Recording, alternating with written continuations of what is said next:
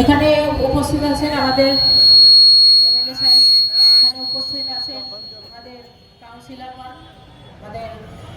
40-এর councillor তারেকদা, বাচ্চুদা চলে গেছেন, খড়িয়ালপুর চলে গেলেন, এবং যে সমস্ত পার্টির আমাদের নেতৃবৃন্দ রয়েছেন, এখানে আশিক ভাই আছেন, রাজাদা আছেন, সাইদ ভাই আছেন, তারিক ভাই আছেন, ঠাকুরদা আছেন, এখানে আরও উপস্থিত আছেন, অনেকের নাম আমি হয়তো নিতে পারলাম না। সাবিকদা আছেন, গুট্টু ভাই আছেন, ছোট্টা ভাই আছেন, এবং উপস্থিত সকলকে এবং বাস সিন্ডিকেটের যে সমস্ত নেতৃবৃন্দরা আছেন সবাইকে অনেক অনেক ধন্যবাদ জানাচ্ছি। যে আমাদের যে প্রবলেমটা দীর্ঘদিন ধরে চলছিল বাসের সমস্যা নিয়ে বা পার্কিংয়ের সমস্যা নিয়ে, সেটা আশা করি অনেকটাই এগিয়ে গেছেন আমাদের এমএলএ সাহেবের নেতৃত্বে, এবং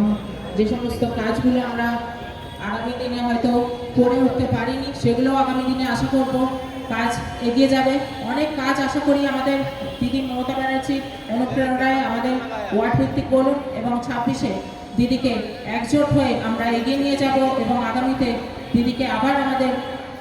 মুখ্যমন্ত্রী হিসেবে আমরা দেখতে চাই। সেটা সবাই বলুন যে আমরা মমতাদির হাত ধরে আমাদের কীভাবে উন্নতির পথে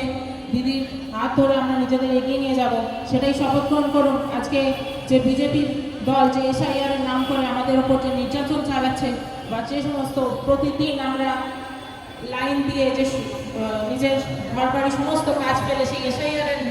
আওতায় আমরা এসেছি, সেই সমস্ত কাজ যেভাবে চলছে বা আমরা যেভাবে সবাই সাপোর্ট করছি, যে কীভাবে মানুষকে প্রত্যেকটা ডকুমেন্ট ঠিকঠাক করে তারা জমা দিল কিনা, পার্টির বিএলএরা যেভাবে খেটেছেন তাদেরকে বলবো যে অনেক অশেষ ধন্যবাদ তোমাদের, যে তোমরা নিজের সংসার ফেলে মাটির পাশে এসে মানুষের সামনে এসে কাজ করছো বা এখনো পর্যন্ত করে যাচ্ছ। আর যে সমস্ত কাজগুলো এখনো পর্যন্ত বাকি আছে,